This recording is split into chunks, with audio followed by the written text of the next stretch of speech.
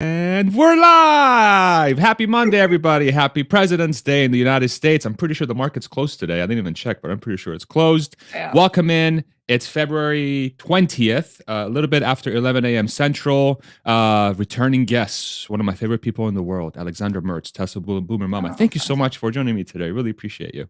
Good to see you again. Thank you very much for having me. How are you? Absolutely. I'm great. I hope how's your vacation? You were came back on vacation, right? I was in Vegas. It's still crazy busy there. I mean, when people tell me recession, I'm like, go to Vegas. It's just crazy. The people are there. And then I just told you we're dog sitting, so I'm excusing myself if ever there's any noise because we're having a 1-year-old pup here that belongs to one of my Twitter friends and who has gone on vacation. And this is his beginning of the 3rd week. And so he's at home, but he hasn't understood yet when he has to be quiet. So let's hope it's not going to be too much of a distraction. We can't wait to get the dog's inputs while we're going through this very amazing episode. And we're going to be on the lookout too in the background if we see the dog in the comments. Let us know if you see the dog running around. That's it. And like I said earlier, we're noisemakers, and now we have the dog noisemaker on top of it, Parson. There it is. We have to live up to it. We've officially launched our podcast today. It's called We Are the Noisemakers. And if you know why we're calling ourselves the Noisemakers, you're probably on Twitter. Exactly. All right. So lots to talk about today. Obviously, when the first time I ever met Alexandra, when she came on my channel, she was very good at sort of explaining some things that I'm not very familiar with in the world of in the world of finance and funds and ESG and all that good stuff. And anytime I sit down with her, I just learn so much. So a lot of this is going to be me trying to learn a lot of things that are going on, but also really asking a lot of questions and sharing my thoughts as well. And one of the primary topics we really want to hit, if you've been following the Tesla story, is that Ross Gerber, who's somebody who owns Gerber Kawasaki, who's a fund. He's been a longtime supporter of Tesla, very vocal, beautiful blue eyes, really, really nice guy. He's been on the channel before. Candy. I tell it, he's eye candy. Sure. But he is running for Tesla's board based on a lot of different things that he says. And I think one of the things we want to do today is to sit down and look at it as objectively as humanly possible to see what's going on there. I obviously have my thoughts. If you've been following me on Twitter, you probably know where I stand. But this is not in no way or shape or form is going to be an attack or a pro or a con for his run. This is just going to be an objective look into what's going on with his run for the board, because it is being covered quite a bit. He's made a lot of media runs as well about this, and if we're part of the Tesla community, we should talk about this as objectively as humanly possible. We're all human beings, obviously, but we're going to try our absolute best to just see it at face value and see what are the different sides of it. So maybe Alexandra, you head us off with what's going through your mind, how you're viewing this whole thing, and I'm sure this is going to turn into a whole conversation. So I'll let you take over. Perfect. Yeah. And I didn't really prepare sort of a script, because I really want to take this how it goes. I want to explain where I come from and where I think the very recent past has complicated things. So the market went down in the 4th quarter of last year. And at the moment where the stock plunged, we had a lot of unhappy folks. Leo, obviously, very concerned. And him throwing out at one moment that we need retail investor presence on the board of directors of Tesla. He was calling it missing in action and so on. And that triggered a whole couple of weeks of more noise than we already needed. And there we were. And then I think by mid-December, Ross declared that he is interested in running. Now, let me first put this in context. Any shareholder can run for a seat at the board of directors, but it comes with a lot of obligations. It comes also with the obligations to be timely filing this, so that either you're included in the proxy statement, which is going to come out soon from Tesla, about 3 months prior to the shareholder meeting, which is on May 16th. And sorry, another parenthesis. Tesla did 2 years ago their shareholder meeting in October. Last year advanced it to August, and this year advanced it to the May 16th. That was very clever. Why is that? In last year's meeting, they had lost a couple of the points they wanted to go through. They didn't have the majority of votes they needed. And I think there they realized that this is going to be a highly disputed shareholder meeting and wanted to have it over as soon as possible, because there are actually 4 people up for re-election, including Elon, including Robin Dernholm, including Hero, and including Joe Gerber. So we have 4 of the 8 that are up for re-elections. It's been a tumultuous year. So what they had done very early, actually, I think in November it was, with an SEC filing on page 57, buried somewhere, suddenly announced that this is going to be on the 16th of May. Why do I have to explain all that? Because from that date, you have to calculate backwards by when any items that any shareholder wants to bring forward have to arrive at Tesla's legal department so they can be included. And that date then was middle of December. So by middle of December, people should have been ready. You see these typical activists, remember those, the nun that wanted that whatever else is now no children anymore in any mines and whatever. All these things should have been now sent to Tesla already last year. So lots of these activists completely missed the deadline. And so we'll have those items much less in this year's proxy. And so when Ross made his statement, and I'm sorry I'm coming in long circles, but I'll get there, I promise, came middle of December that he was interested, I just thought, well, he'll miss it as well, there's no problem. And then suddenly in January, I was very surprised because he came out in one of his public appearances on TV saying there is a new rule that if you want to become a board member, you are able to file that later. And I was looking for that. I mean, SEC is complicated. You never know when they enact something, but he seems to be right. So finally, the deadline for bringing that particular point forward was last week. And that's what he did. So last Tuesday, he filed to be considered for a board. So all this period from December to that moment, I thought, well, this is, I wouldn't say a joke because it's more than a joke, but this is a mean for him to be heard, because his initial claims were, I want better communication for Tesla. And I think we can probably all agree on that one. I mean, there will be people, the all-in Tesla people will say everything is perfect anyway. But I mean, I think most of us can agree that we appreciate a little bit more active communication. It was actually the first time I came on your channel about a year ago talking about that. Thanks for starting this whole thing. Jeez, I'm kidding. I did. The second point was like, we need a full-time CEO. And I had actually a discussion on Herbert's channel directly with Ross on that, because I think that's just absolutely crazy. You can't pack genius in a 40-hour week. That's not how it works. On the one side, you have Elon, who is so much more efficient with his time. And on the other side, you have Tesla, who has grown so much, right? This is a company of 127,000 employees now, whether he is now at the door every morning checking that everybody has badged in. I mean, this is ridiculous. So I don't believe the full-time CEO argument at all. And the third one is he wants to regulate the way Elon sells stock, push it into a 10.5b/1 schedule where it's all pre-announced. So what does that mean? That brings me actually back to one of the people that are up for re-election, Robin. She's doing that. She has a plan in place that every time she gets new shares or options and those vest into shares, they're immediately sold, so that there is no conflict of interest with her knowing so much about the financials and plans and future of Tesla. She has this plan in place that she always sells. Not sure that's very clever of her, but anyway, that is what a prearranged stock sales look for. And so this is a scheduled, and market won't know exactly what day it happens, but it's just smoother. People feel more relaxed about the way it's done. Nobody feels that this is an offense or whatever to whatever. Again, this is not my subject, but Elon is not using that, and Ross wanted him to use that. Now, he was at that moment, you probably remember, was end of December, beginning of January. There were lots of people screaming, oh my God, there are going to be lawsuits. People will sue Tesla because this is not done the way it should be. The board of directors, we haven't heard of any lawsuits. And just to give some proper context, this is around the Twitter time, right, where he had to sell shares and all that stuff that caused a lot of the hoopla because he wanted to fund Twitter. Okay, cool. Yeah, exactly.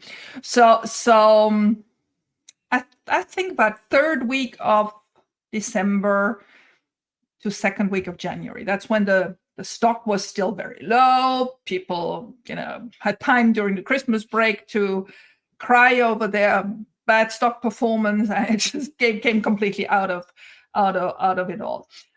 Somehow, since these objectives have a little bit changed, he's now also looking for a succession plan for Elon and so on. So Ross being Ross, and with Ross, you actually have to listen because the story always changes, and he's very talkative. I mean, I can hear that because I'm very talkative as well. but when you listen to his different Yahoo Finance or Bloomberg or whatever, there's always a new nugget in there, and you just wonder where it is coming.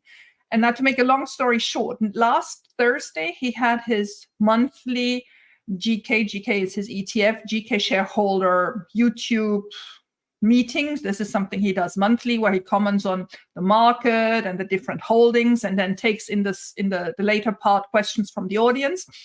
And I was watching that. I was in Vegas. I had time. I was watching it live, and I couldn't.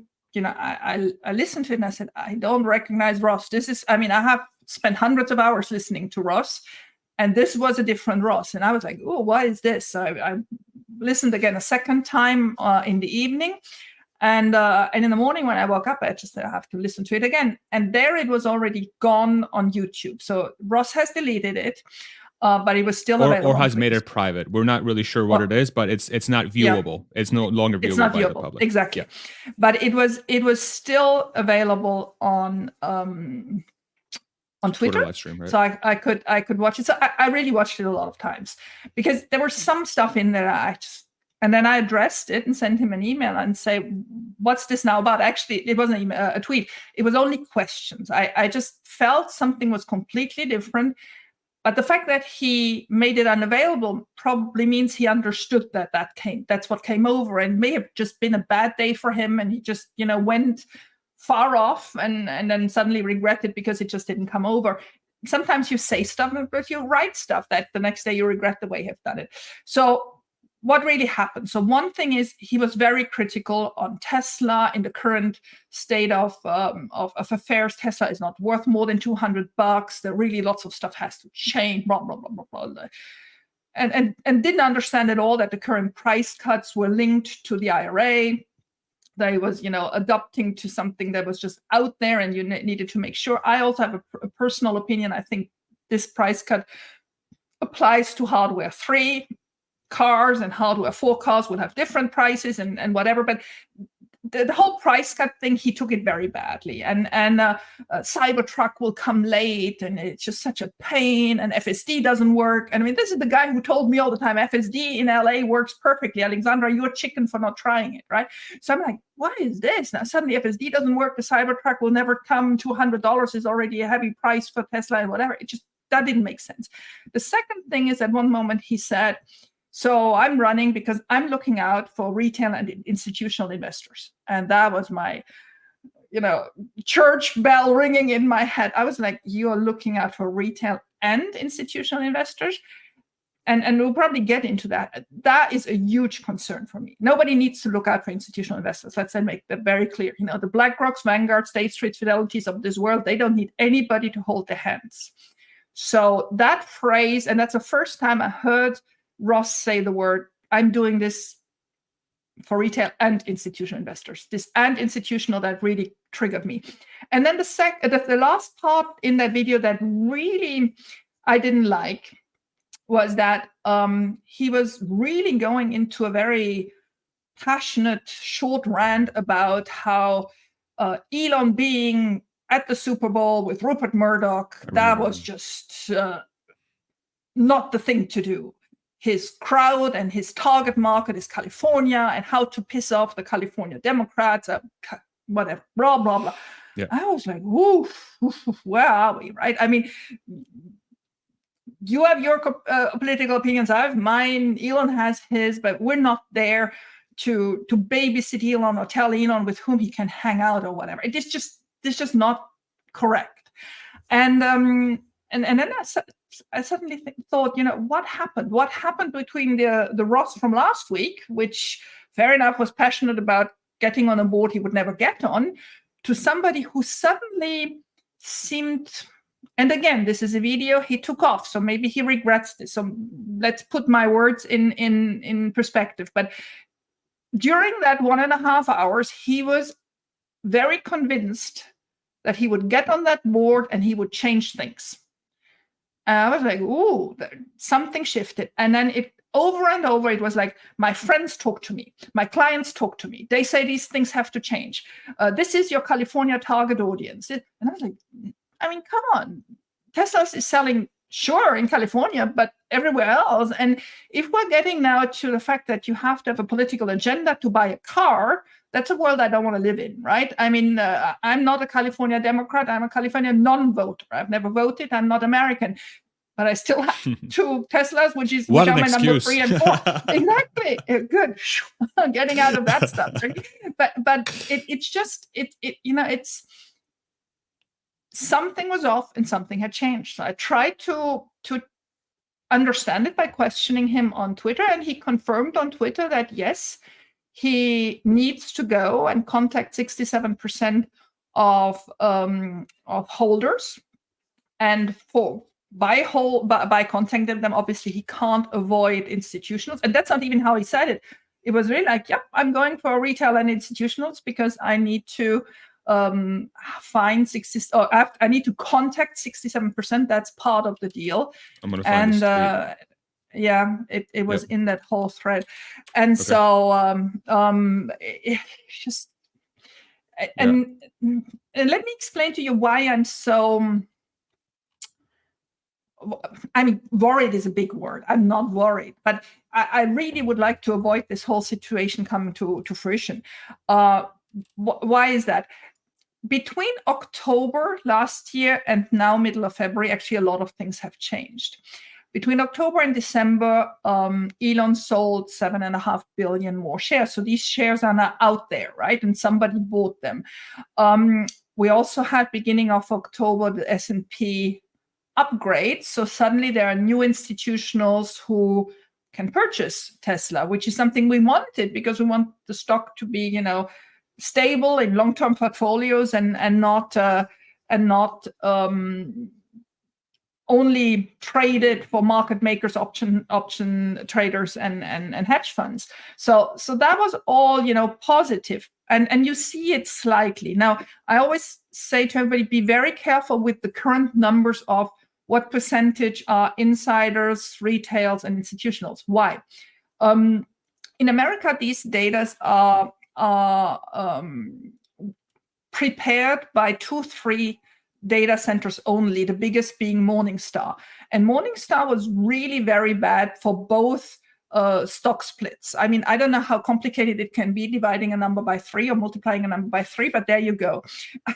It's crazy, right? So we had end of September already very screwed numbers, and we had now end of December the same mistakes carrying forward. The second thing is we have Natixis, which is this big French European bank, who did a wrong SEC filing a couple of days ago only. So you now see suddenly numbers like 51% of Tesla holders are institutional. That's not right.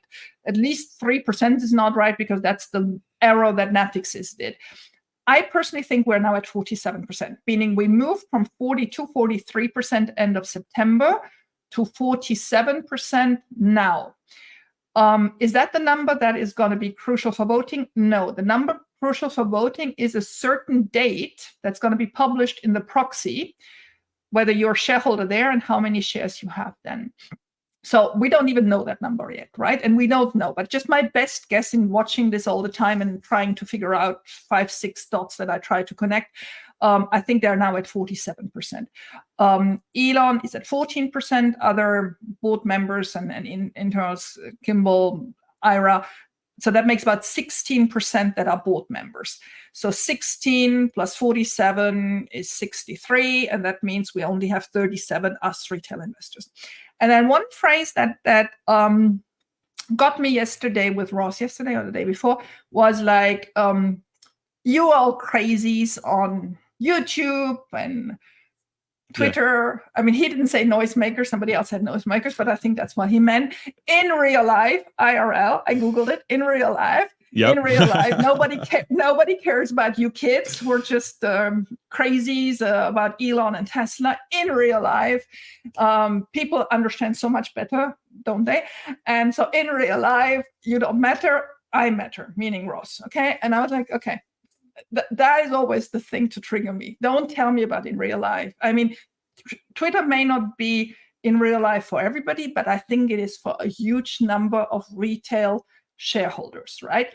And Ross ran beginning of January a poll. I mean, don't forget, Ross has 300,000 plus followers, right? So he has a big Twitter account, and he ran then a poll. And I think that poll, beginning of January, he actually won more than the majority. I mean, always remember the stock was then around 100, right?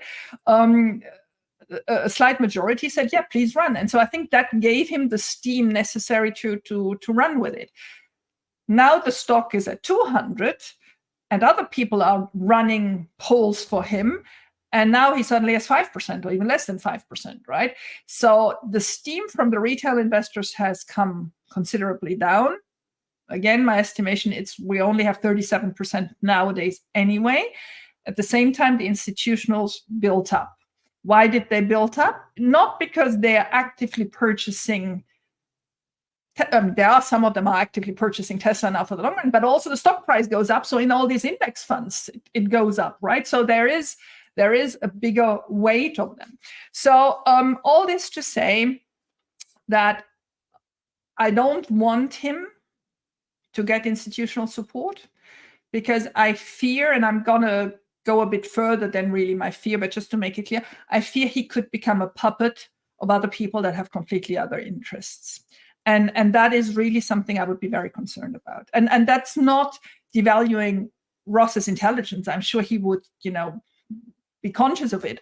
But it's just these people are powerful and they know what they're doing. They're playing the big game. They're not playing the small game we're playing. Yeah.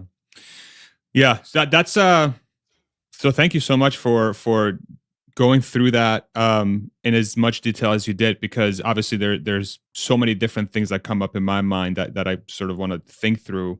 But just the fact that you spent 20 minutes explaining that just tells you the complexity of this whole thing, that it's not just as simple as an individual running for a board. I think for me, what really is, and again, this is in no way trying to diminish Ross's character or, his intelligence or anything. Again, I've had him on the channel multiple times. I think he's a great guy. And he also plays guitar like I do, so I can't help but respect the guy, okay? So if he plays guitar, come on now. Yeah. But my biggest concern as a retail investor, sort of viewing this and somebody who's not nearly as experienced or somebody who understands this war nearly as well as others do, my biggest thing is that he does own a fund in Gerber Kawasaki. He runs a fund where he claims to represent thousands or many retail investors on their investments. And I know Tesla, it's one of his, or if not the biggest name they own on the fund. Correct me if I'm wrong, but it's a significant portion of their fund. My biggest fear is that if somebody's on the board, the way I think about it is I want somebody, again, just me speaking about my opinion, don't let this sway anybody's vote, but the way I think about it is I want somebody that's going to be able to remain as impartial as humanly possible to the short-term and medium-term happenings related specifically to the stock. And my biggest concern is that if there's somebody in the case of Ross that owns that fund and has people that really are, sending questions, emails, and so on and so forth. They talk to them, hey, I'm concerned about Tesla's price movement today. I'm concerned about Tesla's price movement in the next week. Because these are people I'm assuming that have money, that have trusted him and his fund with their money, right? And so how does that sort of dynamic going to play out when he's on the board trying to figure out the next 5, 10, 15, 20 years of the company? Because in my head, that's what boards are really meant to do, is to really outline and ensure that the long-term strategic thing for the company is where it needs to be. How am I thinking about that incorrectly? Help me think through that a little bit. No. You are actually thinking about it very correctly, and there are 3 levels to it. The first one is, can he remain fund manager of a fund that currently holds 10% of Tesla? his response to that in that same video was, yeah, but we're only buying and holding, which is not true. I'm following this fund now for nearly a year and a half, and sometimes they're going down, sometimes they're going up.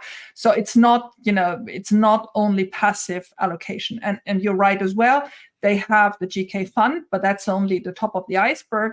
They have hundreds and thousands of managed accounts, meaning a client opens an account with them and gives them delegation to look after these funds, and they have then a predetermined strategy.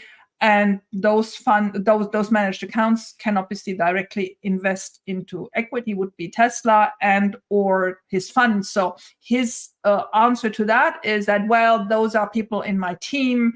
I am not doing that. And actually the SEC, which seems to actually have quite a beef with him, because the other thing we should look at one day is he has a new disclaimer in his profile. If you go on his Twitter profile, he has a new disclaimer. If you read that, wow. That seems to be another story. So anyway, so his thing is, well, whenever I do something in the ETF, I wait 24 hours before I do something for a client account. But I mean, all that smells a little bit fishy, right? You just wonder. Now, let's take it a little bit back. The people in a board of directors, especially of a company like Tesla, which is still innovating so much, which may acquire other companies, because the board of directors is crucial in its roles for mergers and acquisitions, right? So you would know, you would be Ross. And let me say that as well. I forgot to say that first. Sorry, I'm putting something else out there. You would be now member number 9. Currently, the board has 8 members. He's member number 9. Does that mean he has now suddenly voting power? No, he does not. He may actually initially not even be on one of those committees, because the board of directors is organized in a couple of committees where then always 3 of the members are more specifically dedicated to certain subjects, audit, compliance, stuff like that. So it's not because he's suddenly member number 9 that Tesla is completely shaken and we should all sell our stock. I don't believe so at all. It's just going to be 1 out of 9 then, if really this goes through.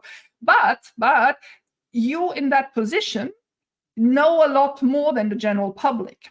And one thing I pointed out in my long article I wrote about the members of the board of directors, which I was really impressed about. I went into that article bit critical, thinking, okay, I want to like them, but will it be possible, right? And once I was done with a couple of days of work, I was like, I just love this group. I just think they are really, the right people at the right place.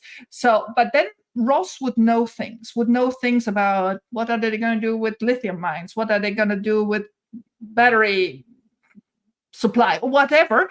And then he would go back to his day job, and you tell me there's a Chinese wall that would, prevent him from having this insight and now take investment decisions on it. And then the most hypocrite of all these points is he is the one screaming for having Elon back full-time at Tesla. He would be full-time at Gerber Kawasaki, yet be on the board of directors, right? So on one side, you're screaming for one situation, but you would do the other. And then, so Dave Lee asked him already in December when he initially came out, would you resign from your Gerber Kawasaki position? And he never answered to that one. And again, that didn't bother me in December, because I thought this whole thing was to grab Elon's attention with the good intention of bringing a couple of subjects to the table.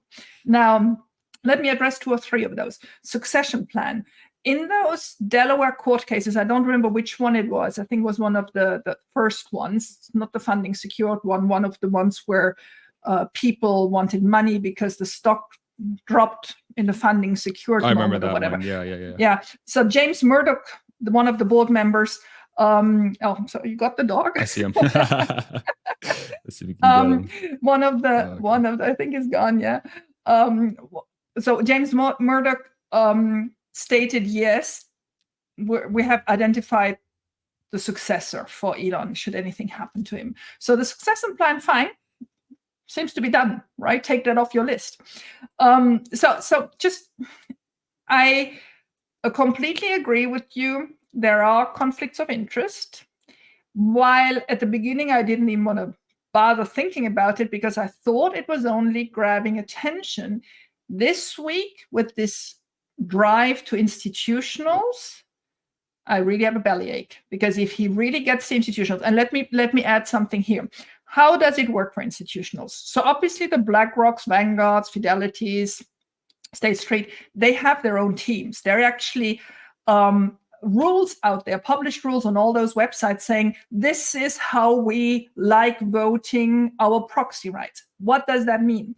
When you buy one of these cheap ETFs, right? I mean, you have hundreds of cheap ETFs out there replicating the S&P or another MSCI index or Russell index or whatever.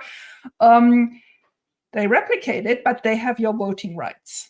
So the person buying a fund gives up their voting rights. And to satisfy people screaming about that, they go, here are my 25 pages of how I vote. And so in the BlackRock one, it's beautiful. They want 30% diversity, and they want this and that and this and that. So we're now suddenly politically driven. You may like this or not. This is not a question. This is like you've given away your voting rights to somebody who does it now for you and decides for you.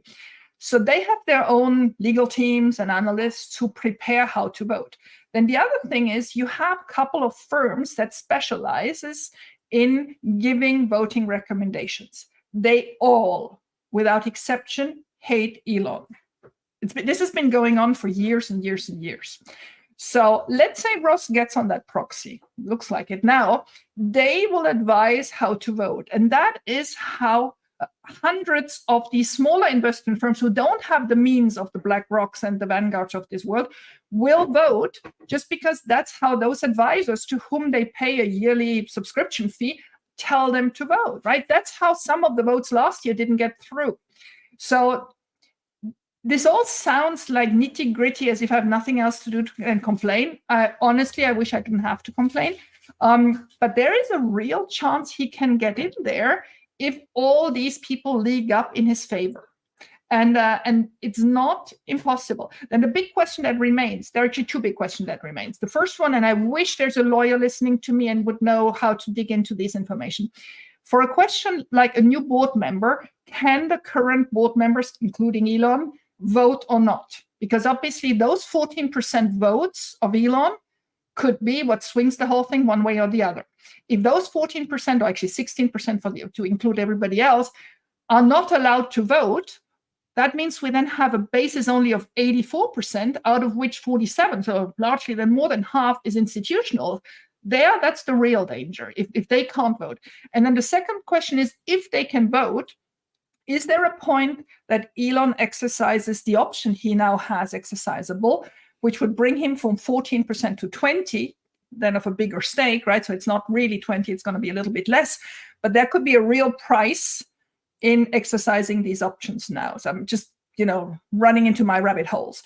But getting back to Ross, yes, there is a conflict of interest. And while this was all talk to get Elon's attention on these matters, which probably was well-intentioned, now it's suddenly getting more serious.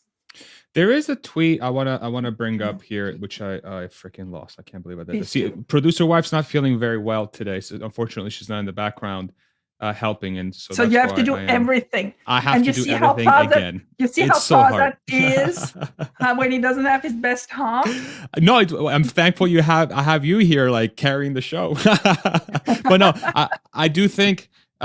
Before I pull this up, I do think that's one of my big concerns, right? And again, this has nothing to do with Ross personally. It's that sort of tie, and because we are all human, so I'm sure there is going to be something that might impact the way somebody approaches their job, if there's something that's pulling them to be more short-term, medium-term thinking, but they really have to keep their eye on the prize long-term. So that's one big thing for me. Yeah. What about, he does have, retail investors were quite vocal about some of the things that he's bringing forward as his run, which is better communication, at least getting some visibility into what Elon Musk is doing from the Tesla perspective, and then there was a smattering on other things as well. I'll try to find that as well. But Do you think, like, is that usually part of a board run when somebody runs for a board? Are those the kind of agenda items that are more tied to communications, or could this be something where if Tesla, say an investor day comes around March 1st and Tesla says, "Hey, we're working on the things that you're concerned about, Ross," would this it would be, and I guess this would be a question for Ross. We did send him a link to join, by the way, for those We listening. So did. Ross, We if you're did a listening, couple of times. Yes. yeah, Please come on, join us. please, if you can. If not, that's okay too. I'm sure we'll hook up at some other time. But could that just be something that Tesla says, you know what, we hear you. Here are the steps we're putting in together. It doesn't quite require a board. It wouldn't necessarily require somebody running for the board. It could just be handled. Help me understand that dynamic better, because it to me, it more seems like just actions that need to be taken, and then say Ross puts those actions together as a board member, right? And say he does this within the first 3 to 6 months, okay? And this is no disrespect to Ross again.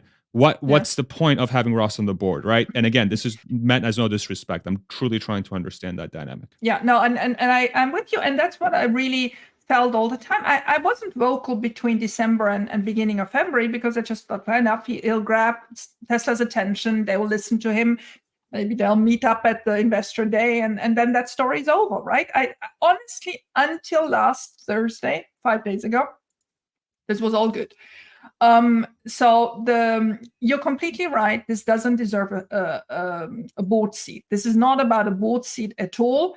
There we go. He found it. Let me read it real quick for the folks. Sure. So this is in reply to somebody feeling bad for giving him shit. So really, but you seriously should stop the board run. This is from somebody on Twitter. You will lose badly, and your popularity around here is crashing. Okay, so these are just, I don't think that's helpful. Anyway, they're entitled to their opinion. But Ross's reply here is what's most important, more interesting. Maybe you can explain why the company won't address the issue, so I don't have to force these issues. That's the reality. Yesterday, Everywhere ran two Tesla articles. One, FSD was recalled and dangerous. Two, they fired workers who tried to unionize. The response from Tesla. But they did respond to it, and it was just one worker who was not tied to the unionization, or was tied to the unionization effort, but it was because of performance. But that's besides the point. But like these again just seem like they're just items that could just be voted on as a group, and having an individual just being there to put this in place seems, again, I don't understand that. So sorry for interrupting you. Go ahead. I'm completely with you. And let me tell you, first of all, I think they're actually increasing communication. We're now having at least 10 different little Tesla corporate on accounts Twitter, that give their for Twitter, exactly. And then the thing also is, would you expect? I mean, this is completely ridiculous. Would you expect that a Tesla board issues a press release saying, "Oh, now we have thought about communication after all this time. Oh, yeah, you're right. Let's put a press speaker in place." Now, this is not how it works. This is completely ridiculous. So they will, and they are stepping up actually communication in their own way, right? Tesla is never communicating and will never communicate like the traditional car makers or whatever is doing, but they are starting to communicate.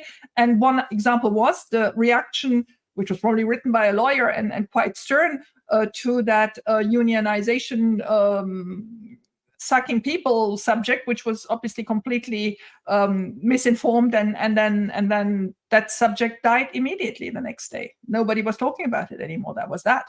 So I think there is progress. But you're completely right. This doesn't deserve a board seat. And the board seat would not oversee communications. That's not how communication works. If you don't mind, if you have the link, it's actually, if you go on my profile, there is the link tree, and then you go on my Substack, and then you share the first article, the one on the board of directors. I think that's the easiest. And James, I saw your message with Moody's. I promise I get on there. I can actually quickly address that while Farzad is doing that. So I thought, that is it. So if you go a little bit further down, there is a table. So this is my Substack I wrote a couple of weeks ago about the 8 members that currently are stopped. This is it. So you see there are 4 different committees. There's an audit committee, there's a compensation committee, there's a disclosure controls committee, and there's a nominating and governance committee. There is no communications committee. What in the world would Ross do in any of these, right? There is a good reason why certain are chairs or members of these committees. Some will have, for example, Hero came as a board member in 2020. for a 3-year term, got into the audit committee. He may probably this year also join, I don't know, maybe the nominating and governance committee or the compensation committee, what do I know? But there is a real strategy behind what each board member brings in terms of experience, in terms of know-how, and in terms of being a member of a certain committee, right? And so, by the way, you can see that neither Kimball nor Elon, second and sixth line, are part of any of the committees. You have to be an independent director, meaning not paid a salary as an employee of Elon, of Tesla before you do it. Joe is not yet, because he got nominated in 2022. I was going to say, what is he doing? Exactly. What are you doing, Joe? Joe is one of my preferred ones. So, the Joe is has been nominated, but has not been voted for by the shareholders. So only once we have the proxy, we will know whether he will be in any of those committees. He probably will be in one. We'll start with one, like Hero did 3 years ago, and then obviously will be voted on when we have that shareholder meeting on May 16th. And then you don't have to go down there, but for each of them, I laid out their knowledge. And I just want to point out to two of them. Hero was running the biggest Japanese public pension fund. So if we need a fund manager, we've got one, right? If it's a question of whatever, but he's not doing it now anymore. He's not actively in a trading position for anybody else at the moment. Or if you want somebody who knows media, well, James Murdoch certainly knows media, right? He is the son on the of other Rupert side Murdoch. of where Ross is. No. That was Rupert. Rupert is probably on the other side, but James is actually a big Democrat supporter.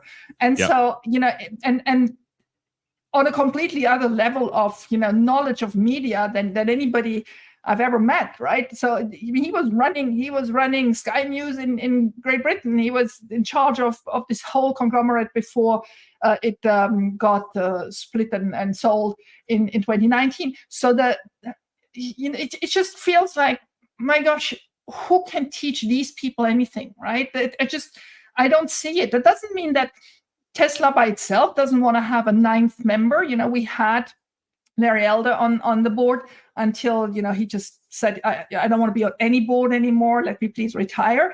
So this board was up to 11 members at one point, so they may add some other people. But being an activist saying, look, I know stuff you guys don't, it's nice to be heard, because again, not all of those subject matters could be addressed even more. I think they start addressing them. But does that guarantee a board seat? I just don't see it.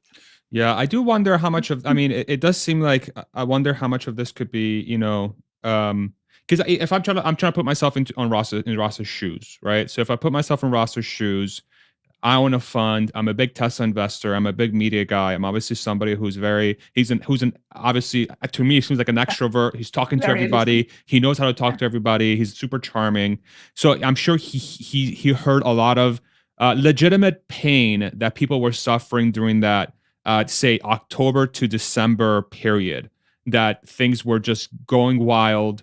Elon bought Twitter. He was saying stuff on Twitter that a lot of people were like, what the hell are you saying? Especially core Tesla customers, core Tesla folks that follow the story. Obviously, I'm sure general public, from my experience, didn't care. Like, it was just a bunch of noise. But the people that were actually invested in the story were a little bit thrown off by it. And he's seeing and he's like, wow, like this is a legitimate thing that needs to be fixed. And I think it's valid criticism to say that Tesla wasn't very communicative during that period of time. And I think that is a legitimate criticism that says, hey, y'all, like you're investing. That was some of the content that I made, was like, you have to remember that you have a very specific retail base that you've catered to in a certain sense, and some may agree and disagree, but there was a lot of love, and then that love he's not here right now while it's like some of the darkest time, and it was tough to navigate. I would beg to differ. I think the hardcore Twitter Tesla people survived it. They sort of, some of them had seen so much since 2012 or 2013. Sure. And sorry, I made a mistake. I said Larry Elder. It was Larry Ellison. Ellison, yeah. see, I made my mistake as well. But the hardcore long-term investors, they just, this is it. We're down again. It will go up again. We're trying to buy. Exactly. But where he probably has a point, Ross, is in real life, he has 1,000 clients that are not on Twitter, but that gave him money. And then suddenly part of that portfolio that, he was telling them Tesla is the next generational company was down 50% or more. And so he had to hear that when you are in charge of a fund management business or managed accounts of clients, and clients pile in and complain and what did you do and whatever, couple of days you can take it and find reasoning, and then comes the day where you're just fed up and just throw the spaghetti against the wall. I'm not blaming him for that, and again, I think there's stuff where he should be heard. That's just it. And agreed. Again, that's why between middle of December to beginning of February, second week of February, I just didn't care. I just thought, fair enough, please Tesla, somebody wake up, somebody listen to the guy. Because I think that would be really a nice thing, because there is an issue with Tesla having so little communication. Look, for example, now for Investor Day. How many people want to travel to Austin, want to know, will they be invited? Will they not be invited? Will it be very small, group of people who get in, whatever? Just nothing, speculation, people begging, whatever. So there's something missing, something a little bit more interactive, proactive that, makes people a little bit more feeling welcome, whatever. So yes, I think there is a point. But for me, this was like, okay, let's grab their attention. We've got a criticism. Please listen to us point. Where for me got out of hand was last week. Last week, this whole thing of I'm going for the institutionals now and all that, I was like, ooh, why is this now? Where are we going? Yeah, but even on that point, what's interesting is even if it's a weakness, where as Tesla grows and these things become that the percentage of people affected by it remains the same, but the net number of people affected by it increases, right? Because if it's 2% of the say base of Tesla that is upset about, or 10% or 20%, whatever number it is, but if it's on a base of 3 million customers, it's a decent amount of people. But it's 60,000, right? It's 60,000 people that are really upset. But then if the Tesla bubble explodes to 300 million, then it's what's the math there? 60 million people, right? 60, and that's a lot of people. So proportionally is that, but here's the deal. So if I'm going to put my Tesla investor hat on, retail Tesla investor, right?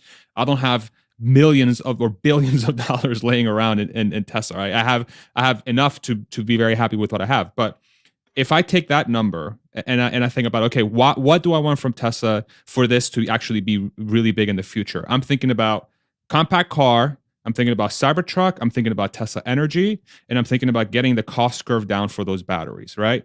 Yeah. I'm not necessarily thinking about communication, because in my head, I'm like, okay, do people in South America, do people in Africa, do people in Asia, and do 80% of the voting public or non-voting public in the United States give a crap about anything that's related to who Elon Musk hangs out with, how often they communicate, who they cater to? No. What they want, I think, is as cheap of a product as humanly possible that makes them as happy as humanly possible. And that's a compact car. That's Cybertruck in a way, that's Tesla Energy, and that's solar. So as long as Tesla is 100% focused on that, I'm more than willing to say the rest of the stuff will work itself out over time. And never in my head, again, no disrespect to Ross, and this is just my opinion, I want to be clear about where I sit here. In no way am I like, that's missing on the board. Like, yeah, could Tesla do a better job with some of the small stuff? Of course. They can do so much better with a lot of things. But if it's a case of not being heard, and that's the reason why you're running for the board potentially, I would say, okay, so hopefully this run gets you heard so that you don't have to run. Because if you do run, then I think you're going to have a lot of questions around some of the dynamics that we just described. But this is my opinion. Yeah, so completely agree. And maybe if you allow me 2 minutes, and I try to be not longer. Why am I so against institutional investors? I'm so against them because they're actually politically driven, right? They've put in place, especially BlackRock. BlackRock is not an old company. It's not like the Fidelities and the Vanguards of this world. This is quite young. but they've understood of how to make money. Oh yeah, I know. I'm getting to Moody's. That you tell me I'm getting to Moody's. Keep going. Exactly. But they have put in place something where for a cheap product, these index funds, index ETFs, they get a lot out of it. They get order flow out of it, and they get voting rights out of it. And they use these voting rights. They use these voting rights to steer the companies into the way they want. And they're actually criticized from both sides. They're criticized from the left because they feel they're not climate active enough. And they're criticized from the right because they feel that they are actually favoring non-American companies compared to the pressure they put on American companies. So I don't want to get into the whole politics stuff, but if you want to, you find endless documentation on the internet about the conflicts of interest that especially BlackRock has. And I just don't want these people to feel that they have a strong advocate of their interests now suddenly on the board of Tesla. That's the one thing I don't want for sure. Yeah. So what say, Ross, if you're listening to this, and obviously again we're gonna give you, I'm giving him the benefit of the doubt because I really do think he's doing this for the right reasons. I just at present moment I'm not sold as to why it's needed. But what could Ross do to put you at ease with these concerns, and where you would say, you know what, I would consider voting for Ross in that respect?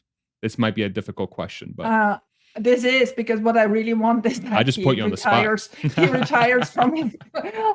I really would like him to retire from this whole idea, which I think he would if Tesla would not suddenly listen to him. I think if somebody at Tesla picks up the phone and calls Ross and says, look, we hear you. How about we sit down half an hour, and we hash this out? I think we'd have a quick solution of this all. And now I get to Moody's, and I'm sorry if I've made everybody. Look at you switching the top. I love it. You're welcome. See? Did you see that? I'm getting good at that. But I do want to clear. I also want to share here my thoughts too. I really do think if Tesla's listening to this, I do think Ross has very valid points that should be heard. I really do think so. I think there are legitimate concerns that these last 3 months have taught us as an investing base that we should be looking at. I'm seeing those improvements already. I want to give Tesla credit. Like, it does seem like they are listening. Elon's chilling out on Twitter. There's way more. There's way better communications coming from the Twitter accounts, right? Some of the other stuff is a little bit less important for me. Those are really the two big ones. And hello, your dog agrees. And then 98% of my focus is the compact car, the battery, energy, right? That's where my head is at as a retail investor. So but if somebody is at Tesla listening to this, please give them a call. And Ross, if you're listening to this, if you want to talk about this live sometime, I'm sure today's probably too late, but let me know, because again, I want to make sure I don't want to just sit here and amplify our opinions. I think Ross deserves to have his opinion. But that's exactly it. As well. That's exactly it. Exactly. Perfect. So Moody's. So Moody's did their last action in January 2022, third week, if I remember right, of January 2022, where they affirmed the highest junk rating there is. So any step upwards would bring them into investment grade. And their main argument was it was not a diversified enough product offering, right? I build up those tables over the year, every quarter, and then especially in September, we really pushed it. And in October, S&P upgraded. The S&P upgrade, I'm sure we helped, shining light on it, but the S&P upgrade also came simultaneously with Tesla ordering to one of the S&P affiliates a study of Tesla's impact into California. I don't know whether you've seen that. They published it finally in December, but there's starting to be a business relationship between Tesla and S&P subgroups and whatever. So anyway, that happened in October, and I'm actually very curious to see whether the S&P ESG index is going to have Tesla in it this year again. That's supposed to come out in May, but that's another story. But Moody's didn't move. And my assumption was, having worked for Moody's for 7 years, that at the annual anniversary, third week in January now 2023, they would finally do what was overdue for more than a year, put them up on investment grade. That was my firm conviction. Nothing happened. Then I checked whether René Lipsch, the analyst was still there, because maybe he was gone, right? And so now a new analyst, whatever. But no, in that third week of January, he published an article on Ford, because he's also the analyst for Ford, right? So I'm like, okay, so he's there. He's still not doing anything. This is getting really on my nerves. So I'm waiting for Investor Day. I'm going there on the 1st of March, and I'll collect my thoughts, and then I'll just send another email and make that public, because I think we just have to increase the pressure again.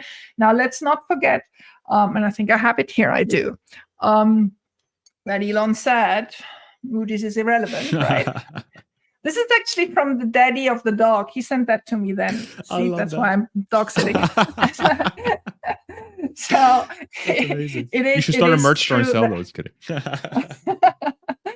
it is true that I mean, this is absolutely ridiculous. Now, do remember, Tesla is not, and I don't think ever will, pay Moody's anything. So Moody's could also just drop the rating. I think that would be highly unprofessional.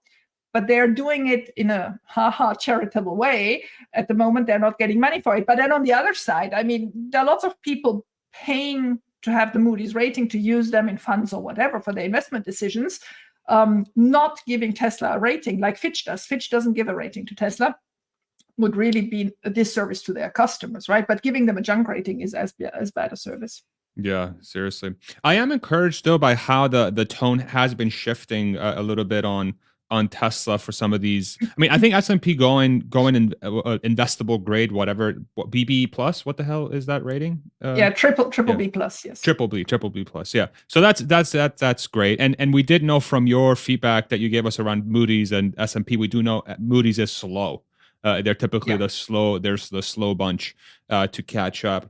How do you think things like Tesla, like Elon Musk and Joe Biden having that nice little exchange on Twitter, do dynamics like that help Moody's change their rating, because they are seeing that Elon Musk is willing to play ball? This was around the IRA charging infrastructures, like, hey, we'll open it up. You're very welcome. Like, there's less and then friction. 80,000. I mean, I know, but isn't it so childish? I mean, sometimes I feel like as if we're back in such a silly question, right? but I do really wonder if that helps. Yeah. I agree with you.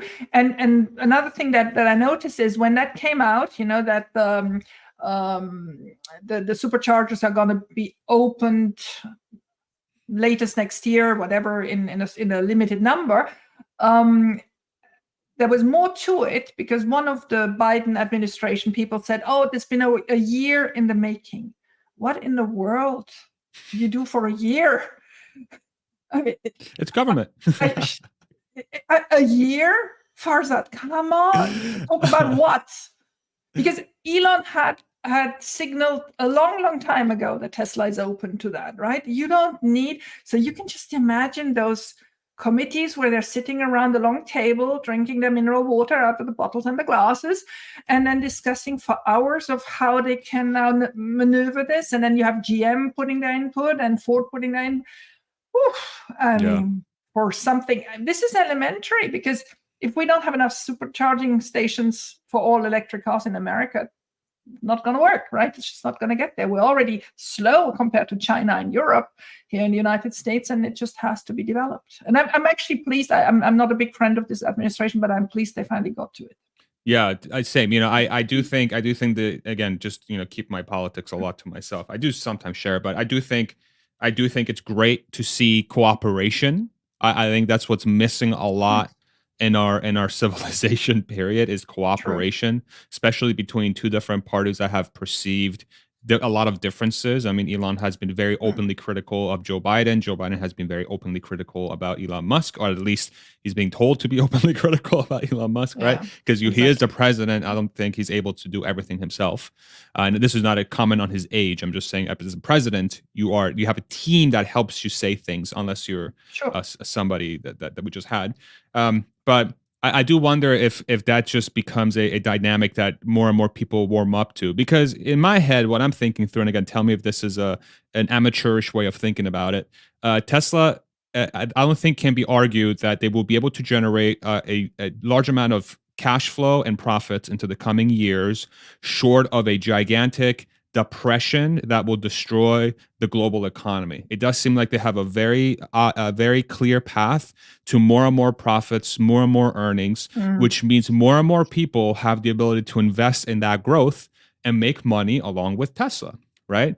So isn't that a dynamic that at some point, regardless of who's heading the company, becomes very hard to ignore as something you want to partner with or something you want to highlight as a good thing for somebody to invest in, from which you can earn profits from as they say a Moody's or whatever. I mean, at some point it's undeniable. And I think majority of the people on this planet, I believe, are money is maybe it's not everything, but it is an incentive. It's an incentive for people to get into it. No, I mean, Moody's obviously should do nothing else than look at creditworthiness, and the creditworthiness is stellar, and it should have a stellar rating. So this is just absolutely ridiculous what's happening there. But what happened with the ESG rating, what happens with Moody's, what happens in the press, what happens with the Democrat Party is that at the moment, any negative news is still overblown, and any positive news is try to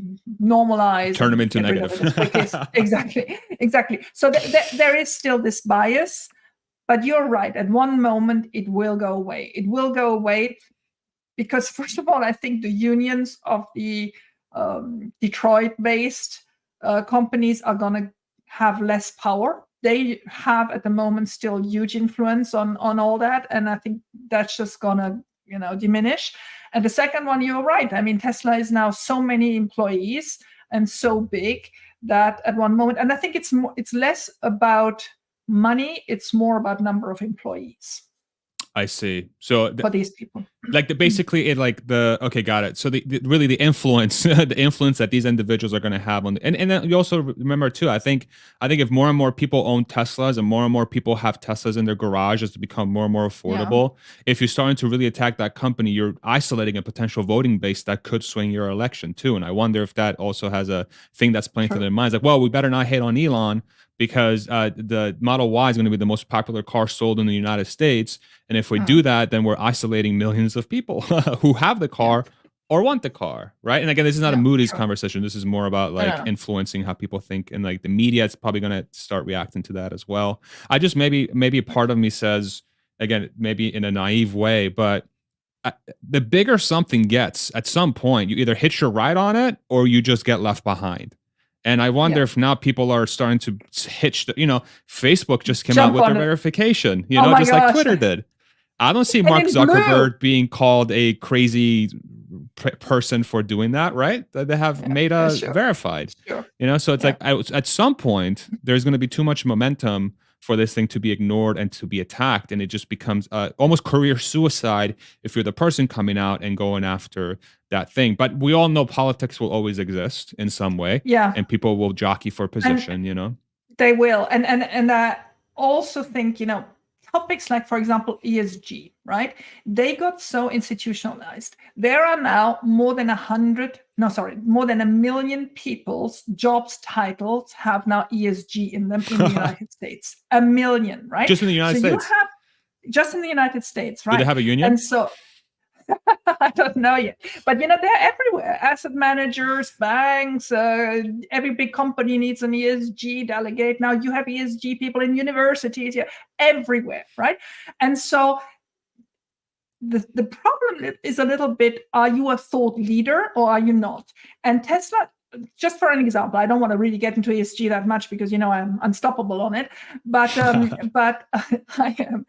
But Tesla, for example, in their impact report 2021, had an excellent stance on ESG, right? I mean, you just realize how stellar their thinking is, how they prepare it, how they try to be, they're trying to preserve shareholder value, but yet do the right things, right? But not with quota and not with imposed stuff, just because it is the right thing to do. Now, you compare that to what the ESG police, I'm calling them ESG police, but they're everywhere. And they're, again, in the Vanguard, State Streets, BlackRocks of this world, but also in the press and also in the rating agencies and also all there. I mean, I did a huge video on that one. And so when you realize what they want, it's something completely different. So you have one worldview on ESG, which is Tesla's, which I I mean, I can just admire how well it's done. And you have the other one, which is a bureaucrat's view on ESG, and which is a power grab. That's what it is. But yet they are infiltrated into the right governments, into the right committees, to finally put their stamp on it, so that all financial reporting in the world has to do it their way, right?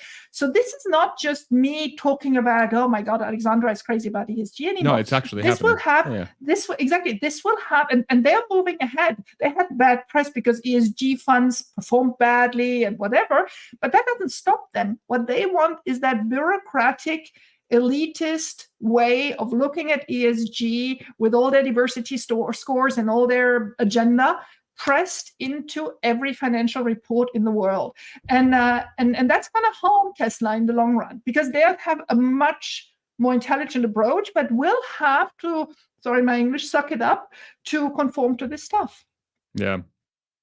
I'm really curious to see if how this plays out for the rest of the decade, as a company like Tesla, who is, they're almost like anti-ESG by just being their own ESG kind of thing. Yeah. How their success would dictate the ESG, like the bureaucratic ESG's ability to actually have their influence, and versus people looking at, because what I'm starting to see, again, this might be very naive, but what I'm starting to see is folks are truly starting to copy the way an Elon Musk business is run, not just from an auto perspective. You have Jim Farley and Herbert Diess in the past, right? These are folks from the traditional auto. You have people like, I think the new Toyota CEO, was giving some props about Tesla doing things. So it's like they're viewing this organization, who claims to be or is actually ESG truly, having a lot of success. And then you also have your Metas of the world and people starting to copy Twitter. So these are like the beginnings of, hey, you can start to see that this individual is going to have a lot of influence in how businesses run. I wonder, and again, if this proves to be incredibly profitable and super, super successful in the long term, I wonder if it just creates its own rules. And then we don't even have to think about that influence, which is just hitch your ride on the Musk industry, Yeah. I think that's a realistic, it's a realistic sort of like view, instead of like trying to transform and like go, break ESG the way it's going right now. Just really get yourself behind the things that are truly changing the life for the better, and vote with your wallet. Vote with your wallet and hitch your ride on your Twitters, on your Teslas, on your SpaceXs, on your Starlinks, and whatever other company that comes up that is more aligned with what I believe is a more accurate representation of how a corporation should be run into the future, that truly empowers the individual. My opinion. So we'll see.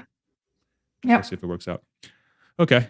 Should we do some Q&A? What do you think? Or do you want to cover something else? Yes, please. Let's do it. No. Okay. Already an hour. I've been talking and talking. Sorry. We can go for like 10. This is crazy. Thank you so much for coming back, Alexandra. I have so much fun talking with you always.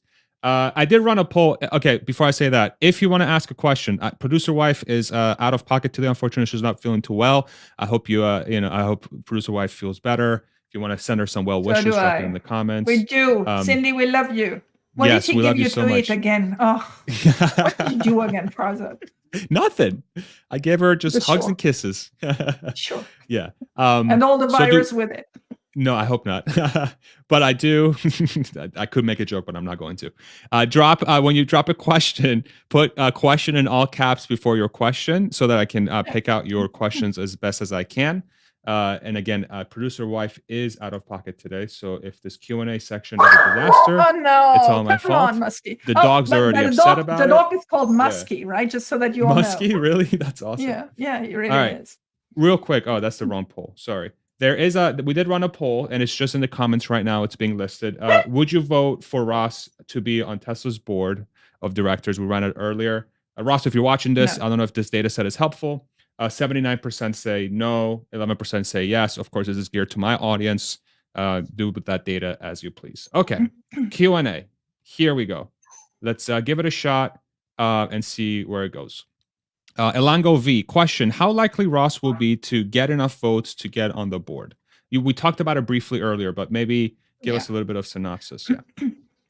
So a week ago, I would have said 0. Now it's higher than 50%. It really depends how actively he's pursuing these negotiation and talks with the big funds and these proxy vote advisors.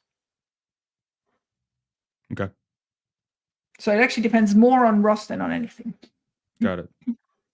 Let's do the next one here. Here we go. Do you think Sandy Monroe would be a valuable member of the board of directors? That's an interesting question. How do you think about that? I love Sandy. I hope I meet him in Austin next week. Oh, you will. He's coming, right? If you can get through like the mass of people that are going to surround him. Oh, I'm tall girl. I'll get through. Yeah, you'll be fine. Yeah. So Sandy Monroe is a good idea. I actually saw earlier that people were suggesting Kathy Wood or Ron Barron. I think both of them, for the same reasons, then Ross shouldn't do it. When you're fund manager, I mean, except if you obviously resign of all that. And I think they're actually so much more valuable for Tesla in their current position. So I wouldn't do that. I saw Tony Saba as well. But again, let's make it very clear. Nobody actually expressed the need for a ninth member, right? It's not as if suddenly Tesla is going around shopping for a new member to the board of directors. That's not how it works. Was it you putting the music on? Yeah, I'm trying to see. I'm telling you. See, experimenting. This is what happens when producer wife's not here. What's this? I go crazy. Here's a question. When are you running for the board? You want to clear that up for us? I am utterly underqualified for that. I know my qualities, but I also know my limits. This is not for me. Sorry about that. And I'm actually very happy in my current life. That's all good. Next question. With Tesla's free cash flow, is Moody's rating even relevant? How do you think about that? Well, remember that one? So it is irrelevant, right? There it is. Moody's is irrelevant. But it is actually relevant for certain pension funds and for certain funds that need a double investment grade.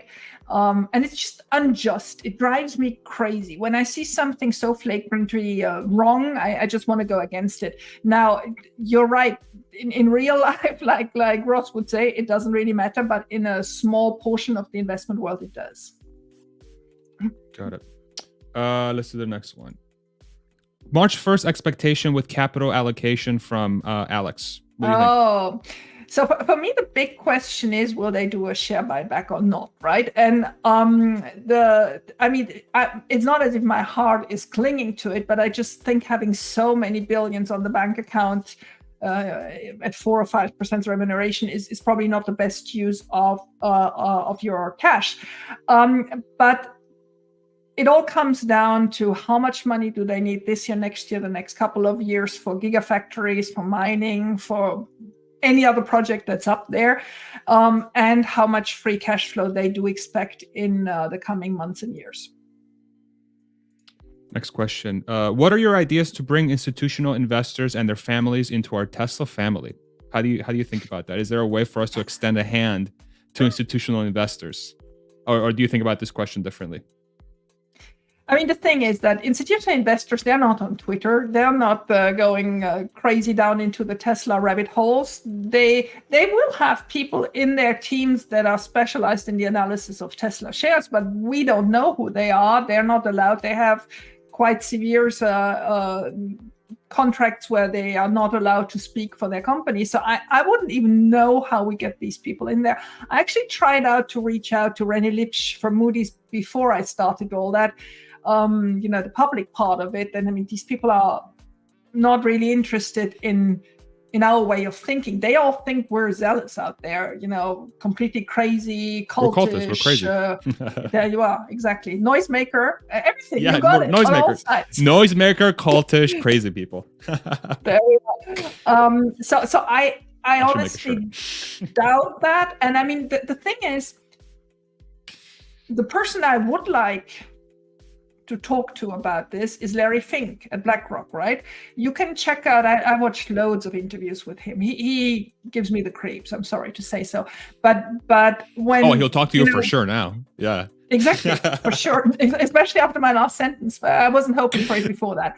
But see, the thing is that will Larry Fink ever even speak to Elon, right? Will Larry Fink even ever understand what Tesla does to the US and to the world and maybe to the universe? So this is such a higher level of communication that needs to happen, and it doesn't at the moment. Here's an interesting question from Realist. Thank you so much for this one. Board's only job isn't to look after 10 to 15-year vision. Short mid-term stock price also matters as that's related to funding, employer salary, and retention. Comment? How are you thinking about this? Well, I think short-term stock movements are none of the board's business, but the employees having opted in to have stock remuneration obviously have a good view on that, because if I recall it right, Farzad, and you're much better placed than me, they every quarter get stock at the lowest price of that quarter, right? Is that so there's two different mechanisms. One is you are granted shares through either you're part of the compensation package that you negotiated when you first joined the company, or through when you get a merit increase, as an example. So for those that don't know, I used to work at Tesla for a little over 4 years, so that's why I'm saying these things.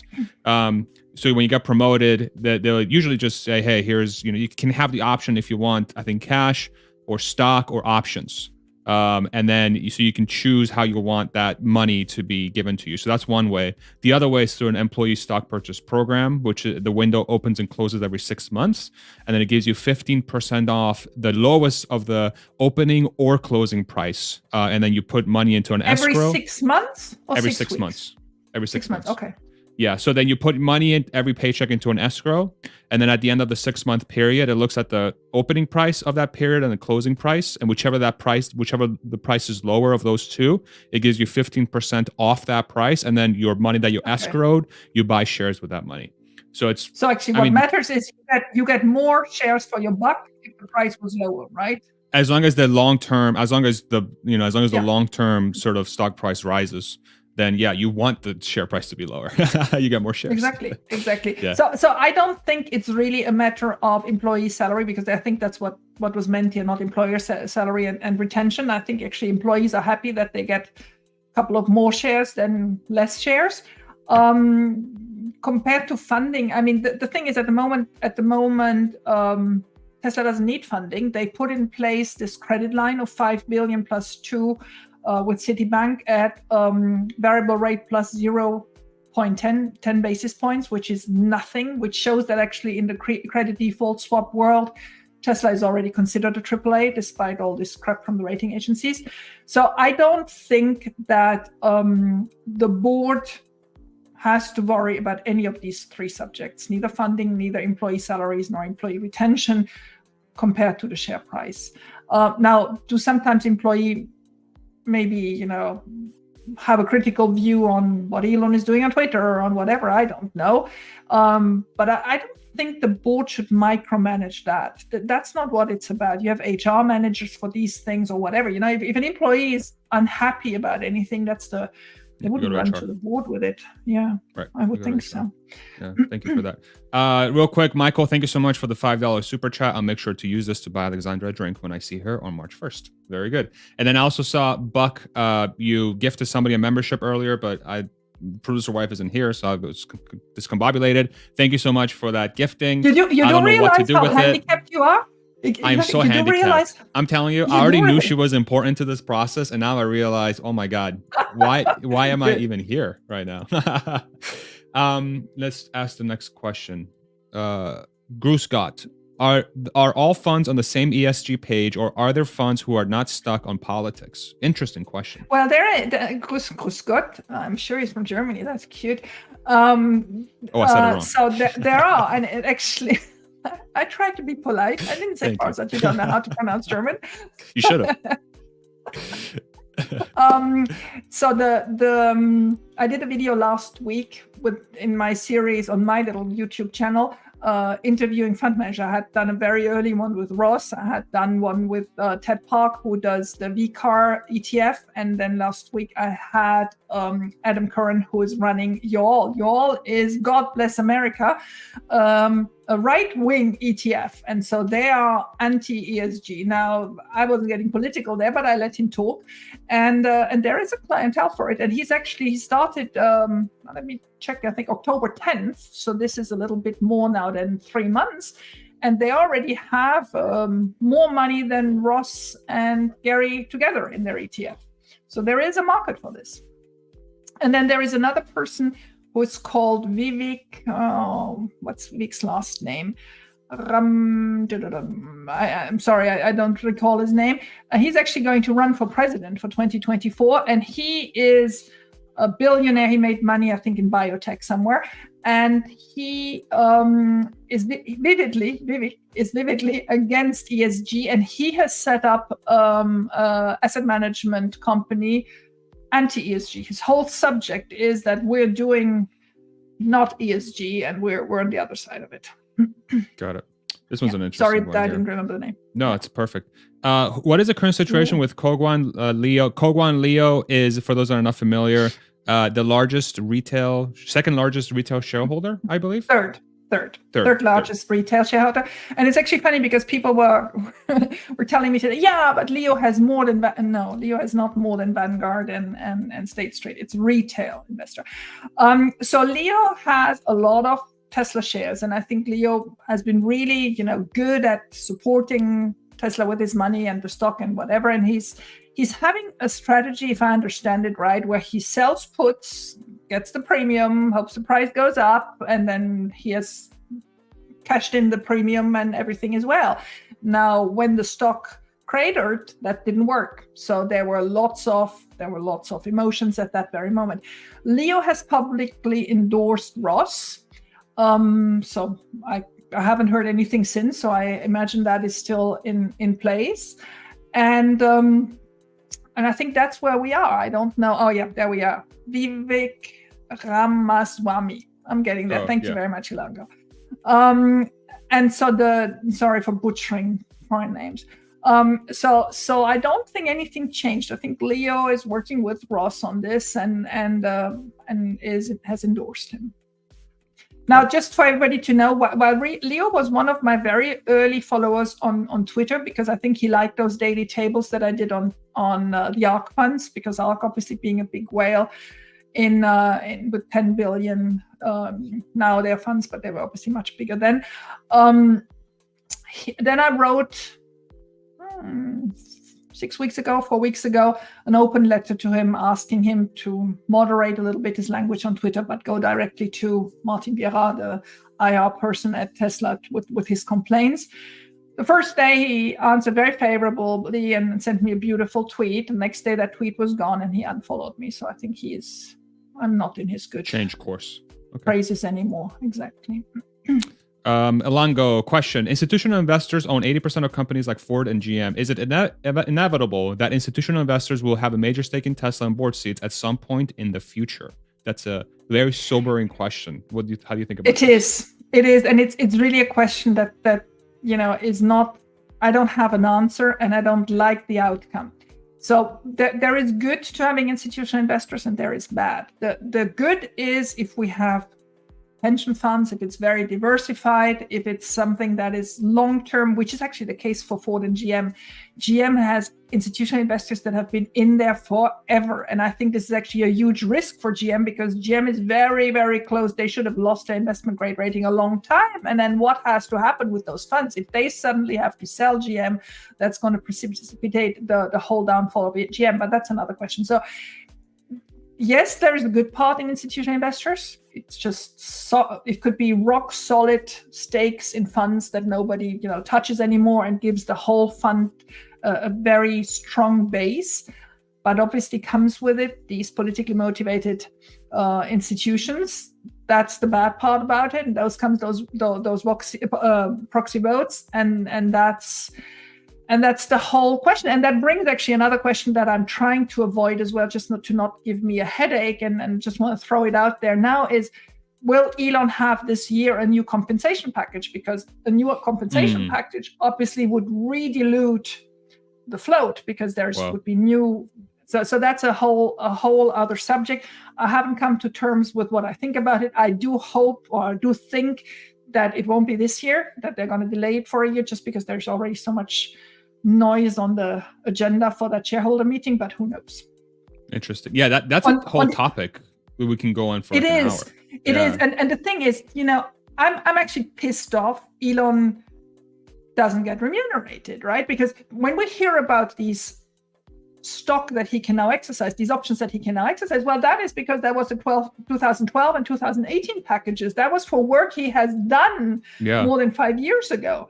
Give him the new one. At the moment, at the moment, I don't even know whether he takes it anymore because now it's in Austin. But while he was in California, he was running on a $24,000 per year minimum wage salary, and that was it. And then either he got his options or he didn't. And I mean, he got his options, and then the stock created, but that was not his mistake, right? So there we are, having a CEO who doesn't have any remuneration now.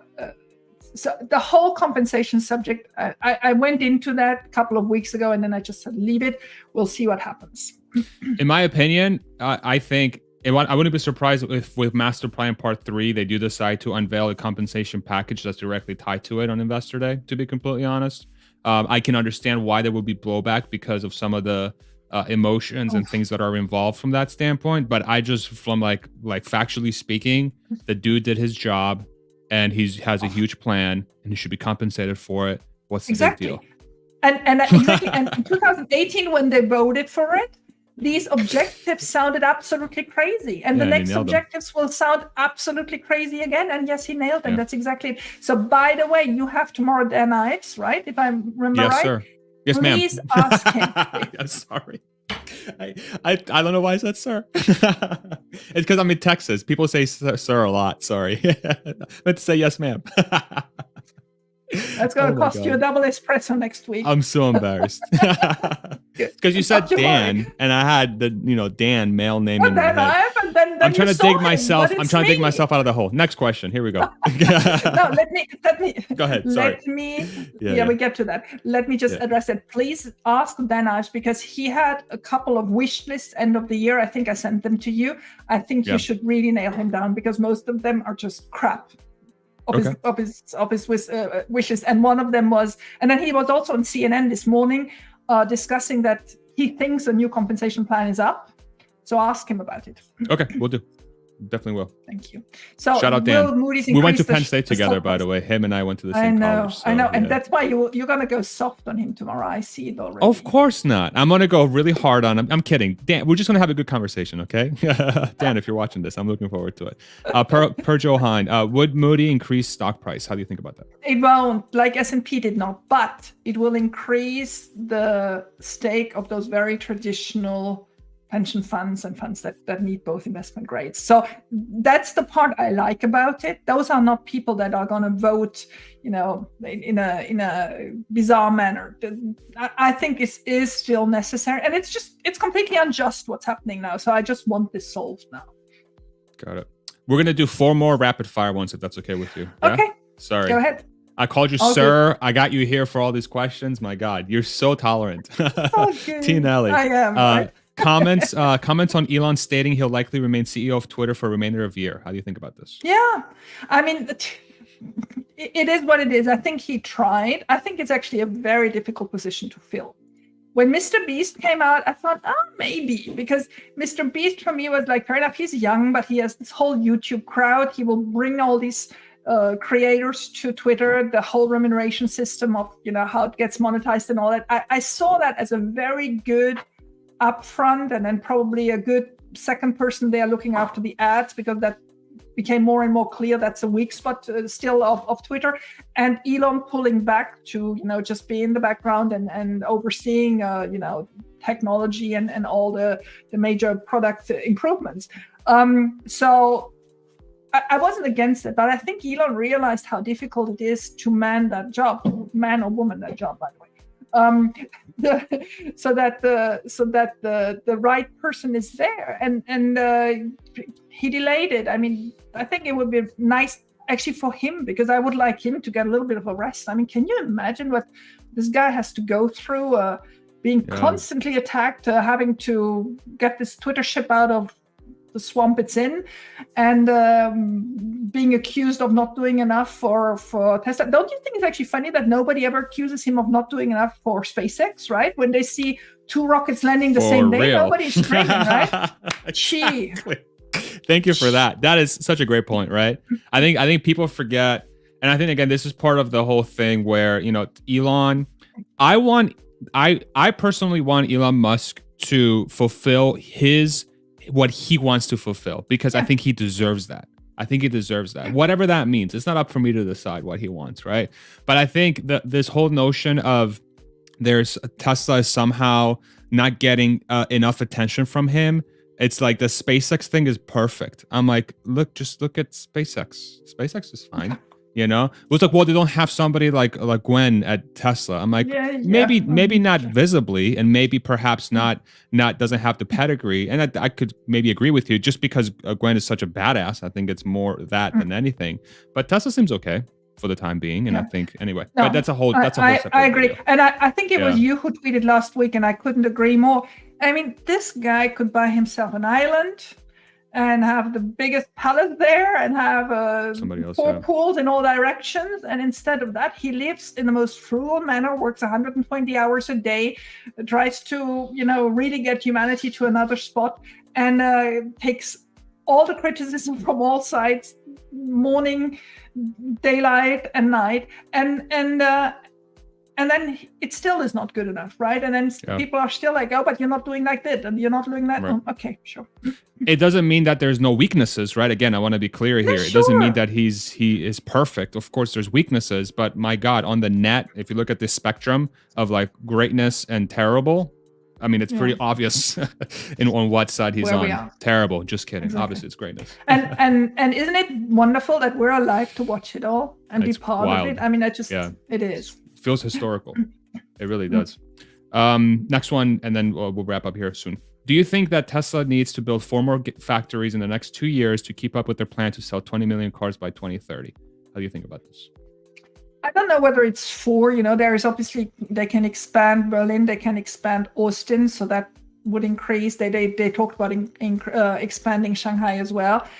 But they need more factories. There is no doubt about it. And with each new location comes also diversification of risk, right? Because you don't want to have all the risk centralized only in 2 or 3 locations.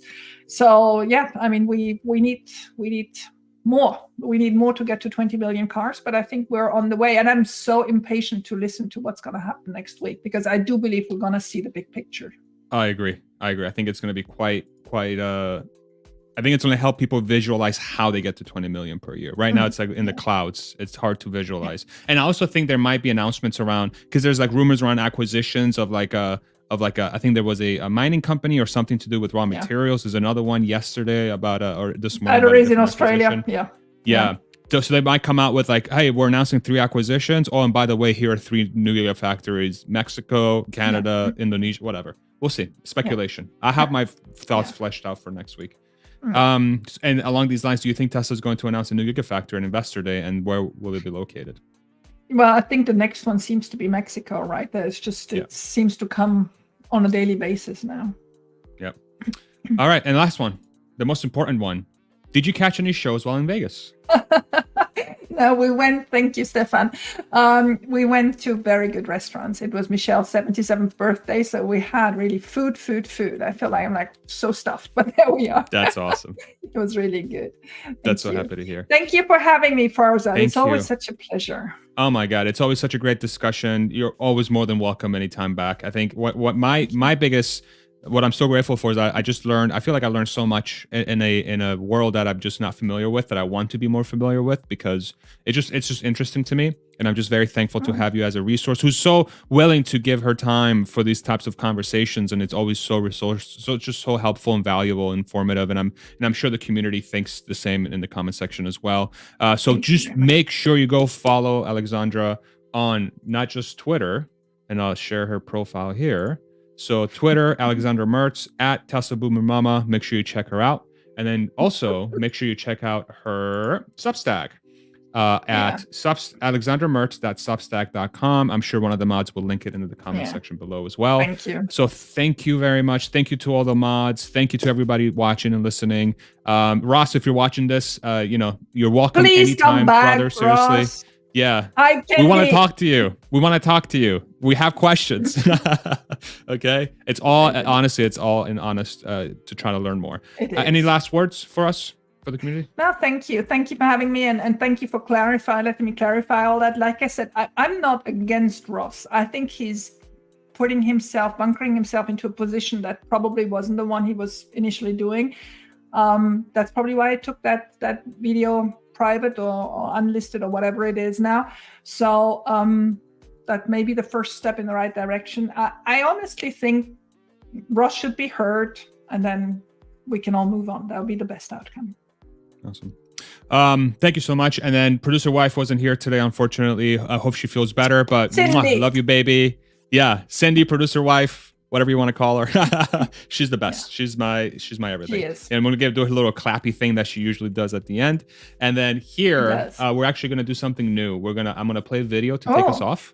And then we're going to be backstage. It's about 20 seconds. Thank you all so much. We'll see you in the next one. Bye, everybody. Okay. We'll see ya. Bye-bye.